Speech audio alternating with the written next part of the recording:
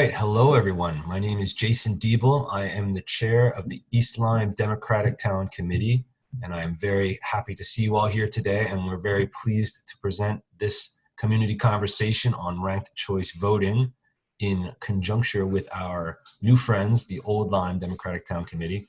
And we hope that this partnership continues and produces more really cool activities like this. We do one of these a month. We've done several on things like the environment and immigration. Our next community conversation is scheduled for June 17th.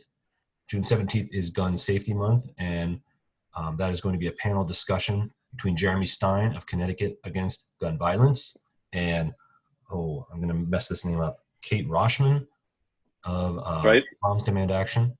And that will feature our own Christine Stahl, who is with us today as part of that panel. So I'm looking forward to that, and I hope to see you all back here. Tonight we have Jonathan Perloe from Voters Choice Connecticut. He's co-founder and is excited to present to all of us on ranked choice voting. One thing I would just like to add at the request of some of our members from the East Lyme DTC is that the views expressed in these presentations do not necessarily reflect the Democratic Town Committee's position as a whole, although we are definitely in favor of most progressive ideas in terms of even voting, voters' rights, and expanded access to voting. Just a little disclaimer there. Okay, so with that being said, I am going to completely turn it over to our guests and get out of the way. So thank you very much. Great. Well, thank you so much, Jason and Christine, for giving us this opportunity. I'm joined by Brenda Falusi, who is also one of our steering committee members. She heads up our legislative advocacy and does a lot of work on grassroots outreach as well. And I am very pleased to see that next month, you'll be talking about gun violence prevention. My day job is working for Jeremy Stein, the communications director at Connecticut Against Gun Violence. So, and Michelle, I know Michelle well. It took me a second to recognize her. It's been long. And Mary Jo and I worked on National Popular Vote a couple of years ago. So it's really nice to see some familiar faces. I appreciate the opportunity to be able to talk to you tonight about ranked choice voting. So I'm going to share some slides. If you have questions along the way, either jump in or drop them in the chat. We will definitely have time at the end. So I'll try to kind of go through the slides quickly to make sure we do have time for conversation. So let me get started. So everybody sees that? The slide? Good, okay. So we call ranked choice voting a must-have election reform, and hopefully by the end of this info session, you will think that, or at least sort of open the possibility that you believe that this really is something that we need in Connecticut. We like to kind of start at a higher level of what makes for a strong representative democracy. And we think there's kind of four key pillars. One is about making voting easy. The second is expanding the electorate to as many eligible voters as possible. The third is about election integrity and trust in, that your vote is going to be counted properly. And then the last one is that the outcomes are representative of the people. So this year there's a lot of different kind of voting bills and election reform bills before the legislature. Most of them focus on making voting easier, which is really important. Some of them focus on expanding the electorate, particularly the Perloe reenfranchisement bill that is being considered. Some of them, not a whole lot, deal with election integrity. And the main reason for that is, frankly, our elections are quite secure and have integrity. So there's not a whole lot of work we need to do there. But one in particular that I think was very important for last year, and they want to make permanent, is having the ballot drop boxes so we don't have to depend on the Postal Service to deliver return our ballots. And then the last one, in terms of what's actually before the legislature this year, in terms of making our outcomes more representative, is about ending prison gerrymandering. And that has passed both houses, so that should happen, which is really good because this was a once in a decade opportunity to do that. But there is a systemic weakness in our system, and that focuses in on this pillar of representative outcomes. If you believe that our elections are meant to represent the will of the people, that kind of generally is thought of as representing the majority. And the problem is the way we vote today, which is plurality voting, doesn't always hit that target. And that both makes our elections and the election outcomes less representative than they could or should be, and does erode voter trust. And we believe there is a better way than plurality voting, sometimes called first past the post voting, and that is ranked choice voting. And obviously that's what we're talking about tonight. So just to be clear, plurality voting is you mark your candidate for your ballot for one candidate, and the candidate with the most votes wins, even if it's less than a majority. Some jurisdictions do require a majority or reaching a certain threshold, and so if that doesn't happen, they have a runoff election. But there's problems with runoff elections, mainly that the people who come back for the runoff are generally not nearly as representative, or are not representative of the overall electorate. The turnout tends to be much lower. So even in those cases where they used runoff elections to get a majority, it is less than optimal. So there's kind of four key unintended consequences of plurality voting. Whoops. Go back. First, as I just mentioned, is candidates win with the majority of voters preferring someone else. So if they win a plurality but not a majority, it means literally more people than not preferred other candidates. And it creates this dilemma for voters where they have to struggle between choosing the candidate they like best or the one that they think has the best chance of winning against the one they like least. And that's not a position that we really should be putting voters in if we don't need to. The third is, and this is becoming more and more of a problem in places outside Connecticut where they are allowed to vote early, where if you do vote early, you confront the problem that you may vote for somebody who actually drops out of the race later, and that's not good. And it encourages win at all cost campaigning. So I'll talk about each of these in just a bit more depth. So the vote splitting. In 2016, in the Republican primary, Trump won a series of the early primaries with about like a third of the vote, which is to say twice as many people preferred other candidates than preferred him. But because those primary votes were being split among 10 other candidates, he won those primaries, and then people started dropping out, and he ended up winning, obviously the nomination. And even across all of the 50 primaries, he still won without a majority of the votes. So this is a typical problem where in crowded it usually happens in primaries. Small factions can win the nomination to a candidate who's otherwise unpopular because the vote has been split among a lot of other like-minded candidates.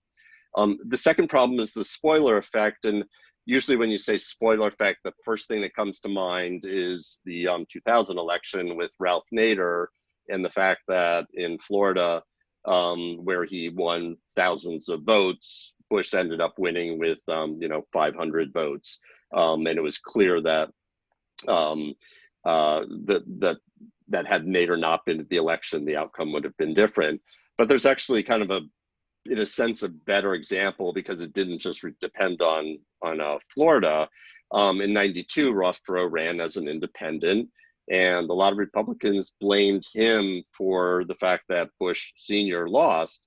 And I think you could make a case that he did shift electoral votes in a number of different states, and coupled with our winner-take-all voting system in the Electoral College, that shifted, one again could argue that shifted the outcome to Clinton, where without Ross Perot having run, it's quite possible that Bush would have won. And clearly Clinton won with, again, 60% or almost 60% of voters preferred other candidates. So he won with a plurality, but far short of a majority. The third problem I talked about was wasted votes. So looking back at the 2020 primary race, just a few days before Super Tuesday, 3 candidates dropped out of the Democratic race. So it was Buttigieg, Klobuchar, and I always forget who the third one was. I shouldn't. But in those races, there had been more than 1 million primary voters had cast early ballots. And so none of those voters really had a say in the outcome or the opportunity to express an alternate backup preference, given the fact that those candidates dropped out. And then the fourth problem is this win at all costs campaigning. There's really no downside to tearing down your opponents. And the fact is, although everybody says they don't like negative campaigning, the reason we have so much of it is because it works when only first choices matter, which is to say when we use plurality voting. And there's certainly negative campaigning on both sides, across the board. And so we've had some of these problems of plurality elections right here in Connecticut, and the 2018 gubernatorial race was a good example both of vote splitting. So in the Republican primary, Stefanowski won the primary with only 29% of the vote, which means twice as many Republicans wanted a different candidate. And then in the general election, Griebel essentially acted as a spoiler. And I think some people feel that because he was conservative leaning, he took more votes away from Stefanowski than he did from Lamont. And he got 55,000 votes, and Stefanowski lost by 44,000 votes.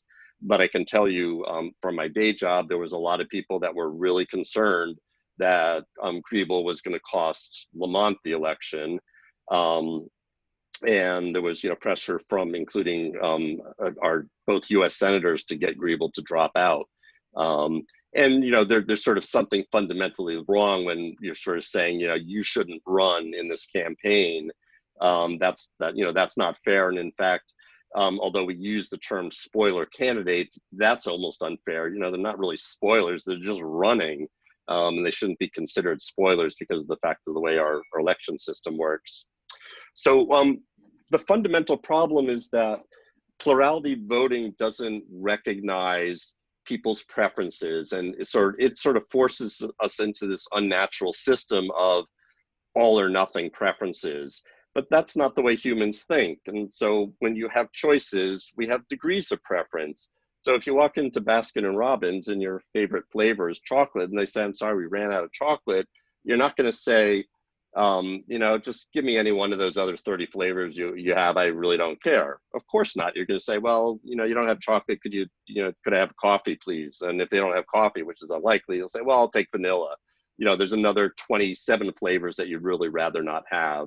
And so the question is, shouldn't that be reflected in our voting system, just like, the way we have choices everywhere else? And the answer is, yes, it should be. And there is this solution to allow that to happen. And it's called ranked choice voting. So instead of picking just one candidate, ranked choice voting lets you rank multiple candidates in the order you prefer them. So we have this little video that explains it rather well. So what is ranked choice voting? In most parts of the United States, voters select a single candidate for each position on their ballot, and the candidate with the most votes wins. This is known as single-choice winner-take-all, which can sometimes result in the election of a candidate who earned only a small percentage of the vote, even when the majority of voters supported other candidates. But that's not the only way of electing our leaders. Ranked choice voting is another voting method which allows voters to rank their candidates in order of preference. In a ranked choice voting election, a candidate needs to earn more than half of the votes to win. All first choices are counted, and if a candidate has a majority, then they win, just like any other election. If not, the candidate with the fewest votes is eliminated, and voters who picked that candidate as number one will have their votes count for their next choice. This process continues until a candidate earns a majority and is declared the winner. Let's look at an example. Here, you select orange as your first choice candidate, yellow as your second, pink as your third, and green as your final choice. The first choices are counted. Yellow earned 35%, orange 21%, pink earned 28%, and green earned 16% of the vote. Because nobody won more than 50%, the candidate with the fewest votes is eliminated, and voters who picked him as their first choice have their ballots count for their second choice. This continues until a candidate receives more than half of the votes, or 50% plus 1. Oops.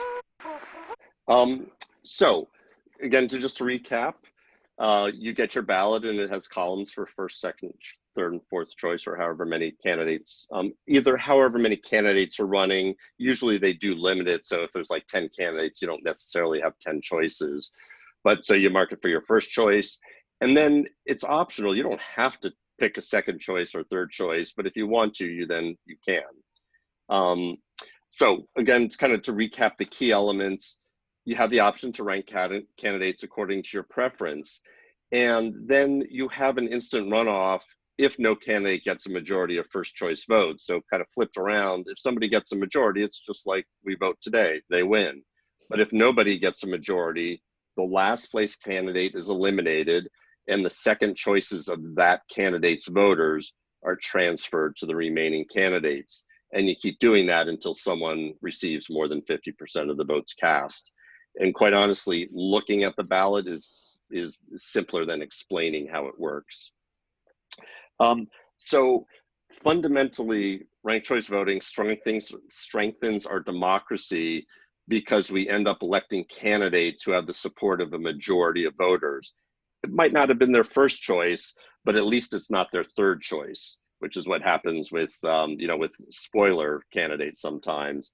And so going back to sort of our pillars of what makes a strong representative democracy, this is about delivering more representative outcomes. So with ranked choice voting, there's no such thing as a spoiler candidate, because you're not forced to choose between throwing your vote away, voting for somebody who you know has no choice of winning, or thinking, yeah, maybe I really shouldn't do that, because if I do that, I might end up electing my least favorite candidate. So you don't have to do this sort of strategic voting anymore. It eliminates vote splitting. So because you need a majority of votes to win, fringe candidates are really very unlikely to win. Because if you think about, again, going back to the 2016 primary, it's likely that the people who picked John Kasich or Marco Rubio or Jeb Bush or whatever would not have picked Donald Trump as their second choice or third choice or fourth choice. So one of them would have been eliminated, and slowly the 2/3 of people that had voted for those 10 kind of, like-minded candidates would have consolidated, and one would have gotten a majority. And I feel fairly confident in saying that Donald Trump would not have come out of that primary winning, because of the way ranked choice voting allows people to express their preferences. Every ballot matters, so you don't have wasted votes, and so this particularly eliminates the problem of early voting for a candidate that then drops out. And what's interesting, that's kind of one of the reasons that some states use ranked choice voting for overseas or military ballots, because they have to be sent so far in advance. They realize that there is some chance that somebody's going to drop out of the race. And so there are some jurisdictions or states that are using ranked choice voting for military ballots for that reason. And then it curbs negative and divisive campaigning. So if you're a candidate and you might need a second or third choice vote to win, you have an incentive to kind of go beyond your base. And kind of look for common ground. So let's say I'm canvassing and I see that there's a lawn sign up for, let's say it was Oz Griebel, and let's say I'm Ned Lamont. In today's plurality voting, I'd probably say there's like not much sense in going to that door, because it's clear who their choice is. But under ranked choice voting, Ned might go to the door and say, I see that Oz is your first choice, but I just wanted to talk to you about, there's a lot of things that we have in common, so I'd even encourage you to pick me as your second choice, which means you're not going to go to the door and start trashing Oz Griebel. You're going to try to show, why there's some similarities. And Fair Vote, which is one of the national organizations that's very much kind of pushing, leading the effort for ranked choice voting around the country, has done some surveying. and found that in cities where they use ranked choice voting, voters were more satisfied with the conduct of campaigns and they perceived less negative campaigning. So just to recap the benefits of ranked choice voting, it frees voters to express their true preferences. They don't have to sort of game the system or game their voting. It ensures that the winner the candidate who wins has the broadest support of the electorate. And because of that, it increases voter confidence. They sort of look at election results and feel like they're being heard. It promotes more diverse candidates and viewpoints, which is to say, it makes it easier for third party or independent candidates to run, who in general will create some more diversity in the platforms and positions that are being represented, and it reduces negative campaigning. Before I continue on, just any questions about sort of like the mechanics or any of the stuff that I've talked about? Okay, I will continue on. So ranked choice voting is getting a lot of attention lately. Last summer, the American Academy of Arts and Sciences put out a report called Reinventing American Democracy for the 21st Century. And it had 31 recommendations, and some of them were really quite far reaching. But one of them was recommending ranked choice voting as a way of achieving equality of voice and representation. So as we've talked about, the real benefit of ranked choice voting is delivering more representative outcomes, and they have recognized that sort of recognized that as well. Whoops, wrong way. It's getting a lot of attention. So in editorials around the country, including in Connecticut, the Hartford Courant came out, and this was a few years ago actually, but have talked about the benefits of ranked choice voting. The New York Times in particular talked about the problem of vote splitting, which you see in primaries, and that's why they came out in support of it particularly. We'll talk about that in a moment. It is currently being used in 25 states across the country. By and large, it's used in municipal elections, but is being done so in red states as well as blue and purple states. Right now, Maine was the first state to use ranked choice voting for congressional elections. They did that in 2018, and then last year they became the first state to use it for a presidential election. Last year, Alaska voted to use ranked choice voting going forward for its congressional elections. It was used in 5 states in the Democratic primaries. So it's starting to become used more, not a lot, but more in statewide congressional elections. This year, bills have been introduced in 29 different states to adopt ranked choice voting, and that includes Connecticut. And then the real kind of notable thing that's happening in just a few weeks is that New York City is going to use ranked choice voting for its mayoral primary. So this was approved in 2019 by a 75% majority vote. By adding New York City to the list of jurisdictions that use ranked choice voting, it doubled the number of voters who are able to use it in some election or another. So it's really a lot more people are now going to see the advantages of ranked choice voting. And it really brings major benefits to the voters of New York City, because obviously New York City is a heavily Democratic city. It's really the primary that decides the outcome. And as I'm sure everybody's seen, there are a ton of candidates running in the mayoral primary in New York City this year.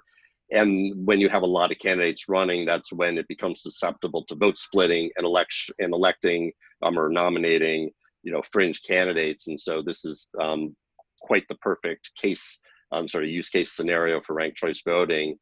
As well, they have a 40% threshold in their primary. So if no candidate gets 40% of the votes cast in the primary, they have a runoff. And runoffs not only have low turnout that tend not to be all that representative of the overall electorate, they're very costly. And so they have both kind of improved the outcome of the election as well as saved money. So we believe it is time to bring ranked choice voting to Connecticut. We're going to kind of talk a little bit about what we're doing. So Voter Choice Connecticut is a citizen-led, grassroots, all-volunteer group. We came together in December 2018. We were kind of given a little boost by Voter Choice Massachusetts, which had a very substantial operation going at the time. So they kind of kickstarted our effort here in Connecticut. And it brought together a bunch of people that actually were sort of veterans of the National Popular Vote campaign, which had succeeded earlier in 2018. Our first priority is to pass what we're calling the study bill, or a study bill. We recognize that introducing ranked choice voting in statewide and congressional elections in Connecticut is, I mean, it's a substantial change in how we would not only elect our candidates, but in the election, process and mechanics. Whoops, sorry. It takes time for people to, we talk about Connecticut being the land of steady habits. And so the idea of sort of getting the legislature to vote on, yes, we're going to adopt ranked choice voting, we thought was sort of a hurdle that was a little too high. So our goal has been to pass a study bill, which is to get the legislature to set up a task force to really study the implications of what it would mean to bring ranked choice voting. And that will sort of help familiarize legislators with the concept and kind of get us on a path. So out of the gate in 2019, we were able to pass the study bill through the House on it was a solid majority. It was a party line vote. And then, but we didn't get it introduced in the Senate, mainly because kind of two things. We didn't really have a single champion in the Senate the way we did in the House. And for those who are familiar with how the legislature worked, things kind of get jammed up at the end of the session. And so without a champion, we just didn't get on the calendar. We feel pretty confident that had the bill been called, it would have passed. So we came back last year. The bill was raised. We had a public hearing. And getting the bill raised in the second year of the legislature means the committee has to raise the bill. So we had to really convince the committee chairs to raise the bill, which they did. And then, of course, the session was, disrupted by the pandemic. So nothing much happened. Nothing happened after that, which was the case for most bills. So we got the bill introduced again this year. It was actually co-introduced by 10 legislators, which is kind of a big deal. Usually a bill is introduced by 1 or 2 legislators. So the fact that there was 10 legislators that got together to introduce the bill, we think is notable. But it was not raised by the Government Administrations and Elections Committee. And the main reason is that there is so much going on in terms of election reform and voter access, particularly the ballot resolutions for early voting and no excuse absentee voting, that they just had a really full agenda. They did hear from a lot of our supporters, so it's definitely on their radar.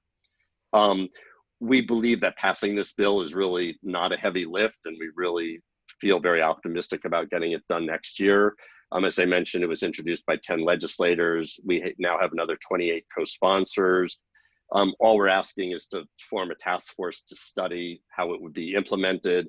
So supporting the study bill doesn't necessarily mean you are absolutely in favor of ranked choice voting. There's no fiscal impact, which is a good thing because people always worry about what will it cost. It has very strong grassroots support.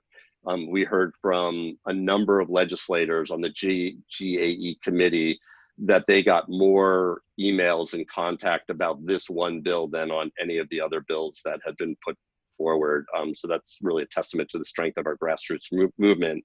The study bill has been endorsed by both the Secretary of the State as well as the Connecticut League of Women Voters. We have a lot of other organizations that have been very supportive.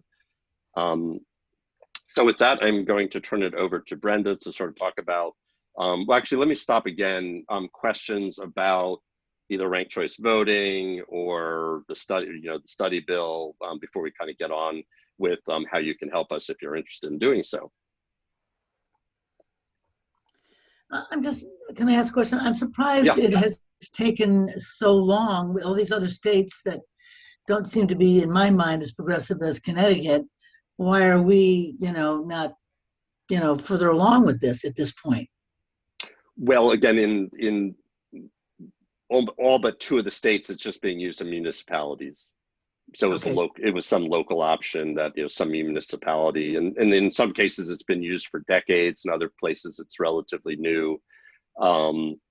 So yeah, so don't misunderstand that it's not the case that it's being used. So right now, and there's an interesting kind of discussion and debate among kind of grassroots organizations like ours of, should we try to get a city to adopt it and then, you know, kind of get some experience and then get the state to do it? We have decided, for a variety of reasons, that we think it's better to try to get the state to do it for statewide and congressional elections. If a municipality wants to follow on, you know, that would be fine. Yeah, I agree with that. Thank you. Okay. All right, let me turn it over to Brenda.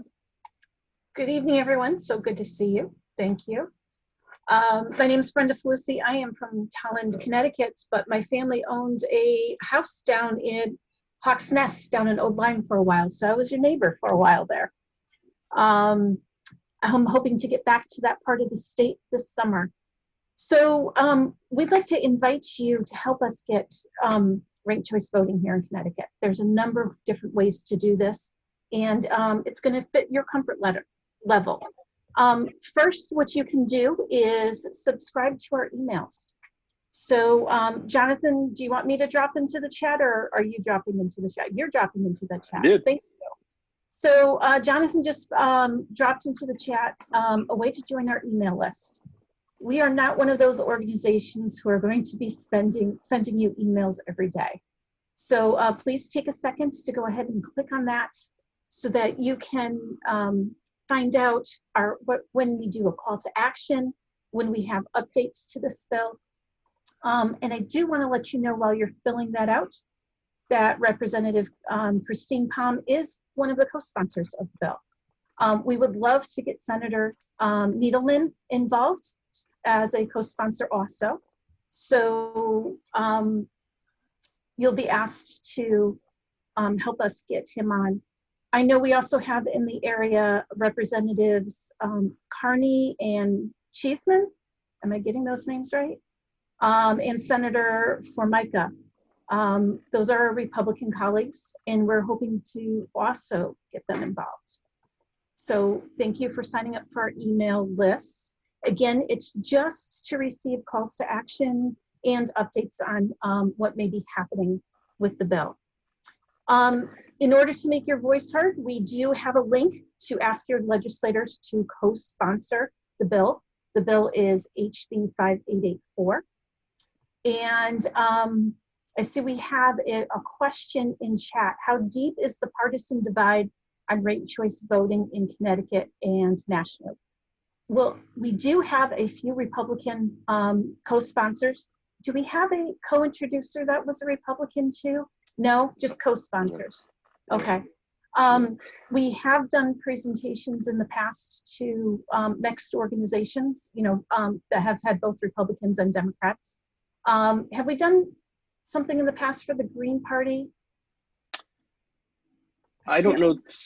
Actually, I think Justin may have done that. Okay. I mean, unfortunately, so in the, I guess the first year when the bill was voted out of committee in 2019, it was a party line vote. And in the House vote, it was a party line vote.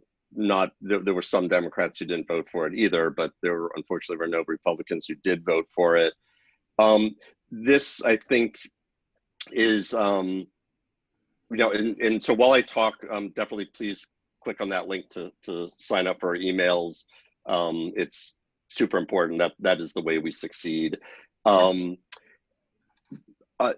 Unfortunately, it's sort of like when something is labeled as an election reform or, you know, voter access, it automatically, you know, becomes partisan when in fact it should not. We certainly try to, you know, make it, the benefits of ranked choice voting are nonpartisan. And as kind of evidence of that, if you look at Georgia, in the Senate race, you know, they had runoffs because nobody got 50%. And with ranked choice voting, it's my understanding that there was a third candidate who was a conservative. And so in that situation in Georgia, had they had ranked choice voting in the Senate, it's likely that the Senate would not be 50-50. And we're amongst Democrats, and we certainly would have been very horrified by that. But by the same token, with ranked choice voting in the primaries, we wouldn't have had Donald Trump as a nominee, and we would have had a President Gore. So as you can see, it cuts both ways. And the fact is, when people say, does it favor Republicans or Democrats? The answer is it favors voters. It gives them more choice. As a woman who's run for office before, I have been told before to wait my turn, or it's not my time. So with the benefits of ranked choice voting, I would not be told that as often. I may, as a third party candidate or trying to run in a primary, I would be able to not be a spoiler candidate. So, there are benefits and studies that have shown for candidates who are women, who are Black, or people of color. They end up having the opportunity to participate and have their voice heard where they may not have previously. Right. So thank you, David. He put down in the chat that he believes the Green Party nationally, as well as in Connecticut, has endorsed ranked choice voting. Again, kind of one of the things that speaks to its nonpartisan nature is the American Academy of Arts and Sciences. They've been around for, I think, like 175 years, and they are a very nonpartisan organization that works on voter and citizen engagement. They came out in favor of ranked choice voting, as I mentioned. In Maine, the primary kind of organization that pushed for Maine to join was the League of Women Voters, which again has a very strong nonpartisan credentials. So the other thing that Brenda mentioned was asking your legislator to co-sponsor HB 5884, which is this year's study bill. Mm-hmm. And while the bill did not get raised in committee and is obviously going nowhere, there are benefits to getting more legislators to co-sponsor, and legislators will co-sponsor things up until the end of the session. And frankly, we've had cases where they have co-sponsored bills after the end of the session. And the importance of it is when we go into next year and we need the GAE committee to raise the bill because it can't be introduced by an individual legislator in the second year of the legislative session. It's a way of saying, hey, there's a lot of legislator rank and file support, which is because there's a lot of citizen support. So the more legislators we can get on board, the better. And the link, which here, let me just drop it in so that it shows up as a clickable link. I don't know why it didn't do that for me. Sorry. Yeah, if it doesn't have the HTTP stuff. And so in this Google Doc that link will lead you to, which is what you're looking at here, there's a link to the bill page so you can see whether your legislators co-sponsored the bill or not. And based on whether they have or have not, you can send them an email thanking them or an email asking them. So if you have time to do that, that would be great. So, Brenda? Yes, we have another question in chat. Jonathan, for you.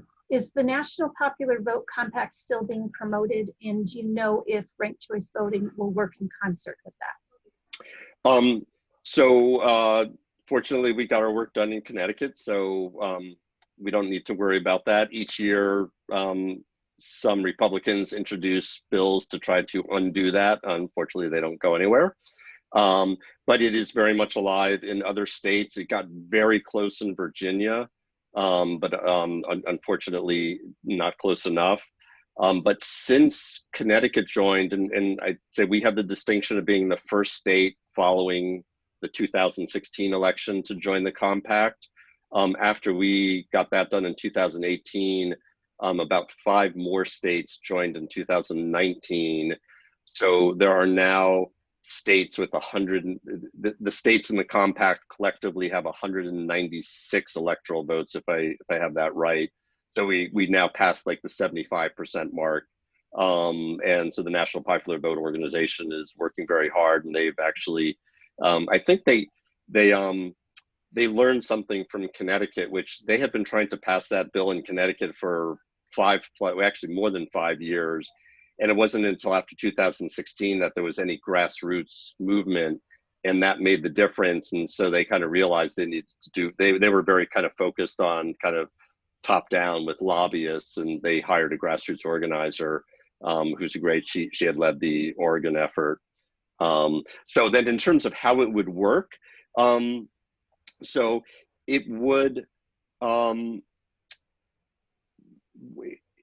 so it was used in Maine, and there were 3 presidential candidates.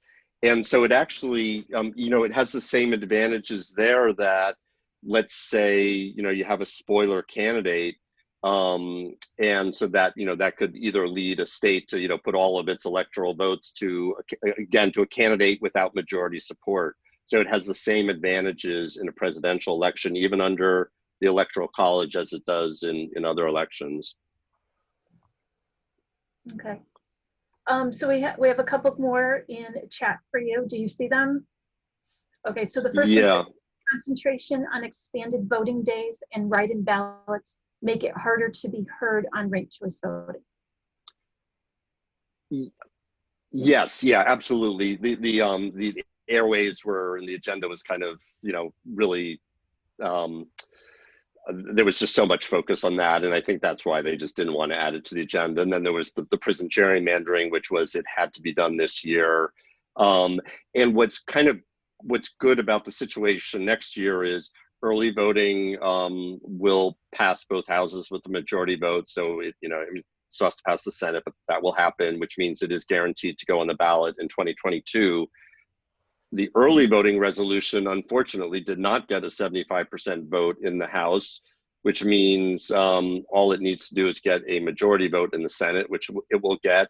And because it didn't get a 75% vote, it has to be voted on by a subsequent legislature again, which means, but it has to be the next legislature, which means it can't be considered until 2023, which means it will not be on the agenda next year. And all this other stuff like the automatic voter registration and prison gerrymandering passed both houses. So we're kind of looking at what looks to be a much cleaner agenda or smaller agenda for next year. So we remain very hopeful. I mean, the fact is the committee did raise it 2 years in a row. And even though it might not be their kind of like, you know, priority one thing, they recognize that there is a lot of grassroots support. But that's why your support and reaching out to your legislators is so important, because, you know, we don't have a lobbyist, it's just us. Yeah. So I'm gonna let some people type some more questions in chat. Let me go over what's on the slide, and then I'll go back to what's happening in chat. So we're asking you to become involved with us. If you think we need ranked choice voting here in Connecticut, these are some of the ways you can help us. And they're going to be very familiar to everyone here who's ever worked on a campaign. Staffing tables at events. We're watching for events that are happening across the state that we can show up and have a table with people with clipboards, like you see in the first photo there, asking people to sign up to receive our emails, asking them to volunteer. You know, and just become involved to spread the word and put the pressure on our legislators. We are looking to host other information sessions. So if you have another organization that you're involved with that you think would like to hear about ranked choice voting, we would love to come and do a presentation, and we'd love to have you there with us. Canvassing and phone banking, again, something that many people on town committees are familiar with. So going door knocking, or just picking up the phone and calling people in a specific area. We might be concentrating on areas where the GAE committee members are to help put pressure to get this bill called next year. and to prospect and organize information sessions. So, help us look for organizations that we can end up doing presentations at, or give a call to and get endorsements from. So you don't necessarily have to do anything but pass information over to me, and I'd be happy to contact those organizations for you. What you see down at the bottom is our email address. So you're welcome to email us or put in chat any organizations that you feel could benefit from one of these presentations. We're starting to ramp up and get more and more events like this going on. We're really excited about it. And we found that our membership is really excited to go out to events. We had one at the state capitol just 2 weeks ago, and we had 5 or 6 members said they would come, and we ended up having, I think, 12 to 14 members show up to staff a table at that event. So it was great to see people out in person. So let's see. In chat, Ned had a comment about the problem with the National Popular Vote Compact is that it doesn't specify a majority of electoral votes, and a plurality could theoretically prevail under national with the MPV. So just as an FYI. So Christine had a question. Oh, I'm sorry. Did you want to expand on that? No, I'm. There's definitely some like nuances. I agree. Absolutely, absolutely. So Christine had a question. Does the federal legislation proposed for voter reforms include any mention of ranked choice voting? I want to say there's, so I don't believe, so HR 1 does not. There's the other, I'm trying to remember which bill it is and whether it got introduced in this legislature, this Congress, or the last one, where they talked about having multi-member districts. And in a lot of cases, multi-member districts comes along with ranked choice voting. There was actually Representative Raskin of Maryland last year introduced, or I guess it was actually in 2019, introduced a ranked choice voting, a specific bill about using ranked choice voting for congressional elections. And, as more as sort of a, sending up a flag. I don't think he expected it to go anywhere, but we actually worked on getting our congressional delegation to co-sponsor the bill, and Representative Himes did, just as to the extent like we could have gotten the entire delegation on board. That's good for us in Connecticut. We can kind of use that vis-a-vis the legislature. So if Representative Raskin does that again, we'll definitely try to get our congressional delegation on board. So any other? I'd like to say thank you to the people who are direct messaging me contacts. I really appreciate it. So hopefully we'll be able to have a few more info sessions. Yeah. I see some people thinking there. And the other thing is, even if it's not an organization, if you just have like, a half dozen friends that are kind of interested in democracy, we'd be happy to do this as a, kind of a friend raiser. So yeah, it doesn't have to be formal organizations. Right. Or if you're in an organization that regularly does elections for positions, maybe they want to consider doing ranked choice voting as a way to elect their president, vice president, secretary, etc.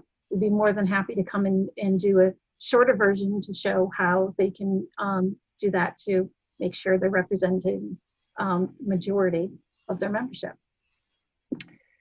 David, did you have, do you want to add anything? Because David is, he's been a fan of ranked choice voting since far before I came along. Well, you may have known that I ran as a third-party candidate back in 1994 in a congressional election in which I had 17% of the vote. I lost most of the vote, according to the polls the day before the election, when it was clear that the other two were very, very close. And the people that didn't want one left me to vote for the other guy that they liked better than they were afraid that they were going to lose, and I lost some from both sides. So it ended up being a 2-vote victory for a candidate. We did not have a congressman for 6 months, and and both parties spent millions of dollars during that time trying to seat their candidate. That's when I began to look at ways in which to run a runoff without having to have another campaign and another election and another expense. And a friend put me in contact with what was happening in Australia and Ireland and other countries. And you mentioned, I just did want to say that in terms of Trump's election, I certainly wouldn't say that he would not have been elected under RCV. What I can say, his campaign would have been entirely different. You can't win an RCV election with 10 other candidates if you there's a clock that's out of tune, like our election system, you really can't win if you disrespect every other candidate. Right. Yeah, certainly to the every degree other he did. candidate angry at one time or another and would have lost all the voters as a second choice. So he would have had to count a completely different campaign in which he wasn't so nasty and he wasn't so negative. And in fact, that would have made it a lot more pleasant.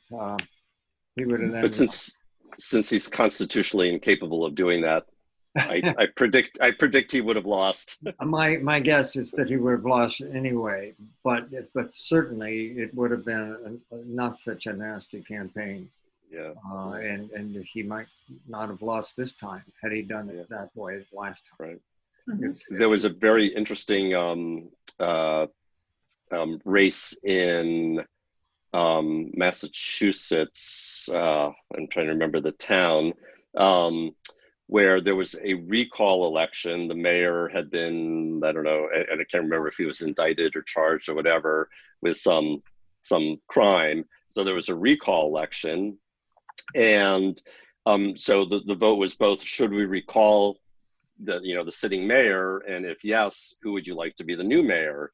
And he was, there was nothing stopping him from putting his name on the ballot of who would you like to win if I get recalled. And so I guess there were 5 candidates who ran.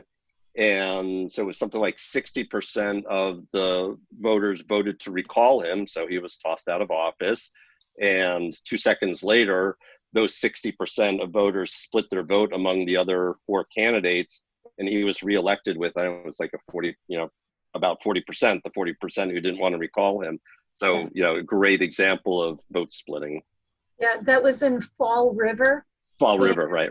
Charged with defrauding investors on an app he had developed. So there you go. Recalled and then reelected. I also wanted to just say that I personally would have loved to see Connecticut move directly like Alaska did to have a statewide election.